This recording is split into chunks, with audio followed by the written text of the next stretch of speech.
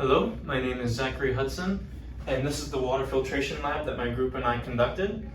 To start off with, the history of water filters. So the first effective water filter was made by John Dalton in 1827, and it was sort of like a ceramic porous water filter kind of cup that he put water in, and it would filter out a lot of bacteria and a lot of just heavy metals and other things that you would find in water back in the day, and even still today.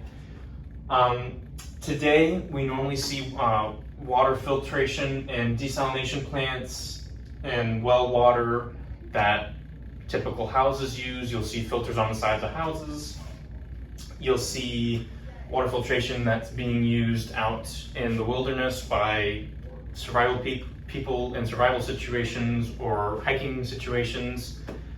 And another is just at home. You know, you get water from the faucet and you want to filter it just for that little extra bit of protection. That is another huge use of water filters.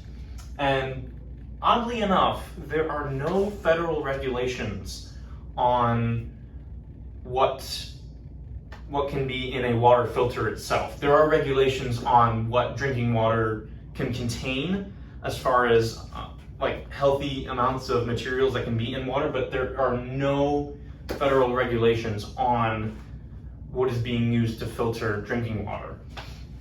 So the two designs were a household filter, much like a Brita filter. In this case, it was a little bit of an off-brand. It was called Pure. And the two compete very much so in terms of just being a normal household water filter. They make water bottles. They make a lot of stuff just for around the house. And so normally Pure water filters use some sort of carbon-based material, much like a lot of other water filters. And the other water filter that we used was a LifeStraw. Now, the LifeStraw comes in a little bit more use in wilderness situations and survival situations where you have to you find standing water and you have no other choice without, in 2 to 3 days you'll die of dehydration. This LifeStraw is supposed to be very convenient and very useful in those types of situations. In any case, these water filters prevent the need for plastic water bottles and really help the environment in terms of that aspect, in terms of not needing to use plastic water bottles. And in a lot of cases they are convenient and they're just better for people overall. Like I said before, it adds that little extra bit of safety and protection when you're just drinking normal water from your house. I myself use one in the dorm room just in case, because I get water from the sink. I use my little Pure water filter just in case, just for that little added bit of protection. And during testing, so we tested for multiple different things that can be found in water, but there were 7 that really stood out, and that was total alkalinity, which contains carbonate, and carbonate is what is called a pH buffer. Now, to get further into that, pH, which was also tested, is the amount of free hydrogen ions that are sort of floating around, dispersed in the water. And these hydrogen ions have the ability to react with other substances and could possibly contaminate the water. So the more H plus ions or hydrogen ions there are in the water, the lower the pH is, and the more acidic the water is, making it more likely for things to break down and contaminate the water. So basically what total alkalinity is the amount of carbonate in the water. And that carbonate acts as what I said before, as a pH buffer. And that kind of prevents a drastic change in pH and kind of keeps it at a neutral setting where not a lot of reactions can happen. And like I said before, pH is the amount of hydrogen ions that are floating, or H plus ions that are floating around in the water. And another test was hardness.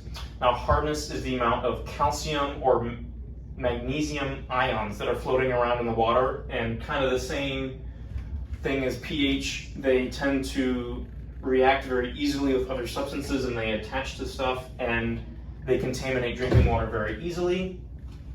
And then you have total and free chlorine. Now, total chlorine is free chlorine ions, or Cl negative ions, that have attached to substances such as heavy metals, such as iron, such as lead, and kind of polluted the water.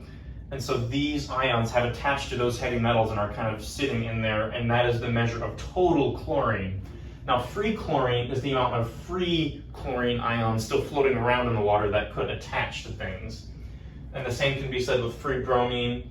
And then lead, of course, is a substance that can be found in water that, if consumed, impairs cognitive abilities and is extremely, extremely deadly. There is a very deadly incident in Flint, Michigan involving lead poisoning in drinking water. And all in all, whether it be of the 5 samples we tested, which were filtered water, pool water, pond water, tap water, and well water, you can see that, especially in pH, they all started out quite low, except for well water, and using the filters, the pH was more or less neutralized, so it really, really helped, but there was still quite a bit of way to go. Total alkalinity was in good condition, so was hardness, total chlorine, free chlorine, and free bromine, although this was a little high. However, the lead content was very disturbing in the pre-test samples of filtered, pool, and pond water, where it was just at the acceptable limit. However, the water filters knocked each one down to an acceptable limit, although it was still a little scary to see. So all in all, some of the things that could be said about these water filters is that they don't get rid of microorganisms that can be found. So after filtering something like, as in a life straw, it might be beneficial to boil the water to kill off any microorganisms that might still be in there. And this is something that LifeStraw or Pure or any water filter brand could go forward and improve upon, because microorganisms could, of course, infect people, and kill them. A lot of waterborne illnesses can be very, very deadly. And so that is something that I think water filtration groups could work a little harder in and improve upon for sure. And like I said previously, the pH starting off was quite low for most of the samples, and then afterwards was kind of neutralized more or less, but all in all, I think more strides could be made there so that pH levels could be a little bit higher and a little more neutral, because they were in the little bit acidic range. So all in all, I think both filters did equally well in filtering out contaminants. There wasn't really much difference between the two of them, although the Pure filter took much, much less time to filter the water than the LifeStraw did. And this was just about the only advantage that the Pure filter had over the LifeStraw, if any. And so I myself will continue to use my Pure water filter, especially after seeing the decrease in lead content before and after filtering. And so that is my conclusion and my take on our water filtration lab. Thank you very much for watching.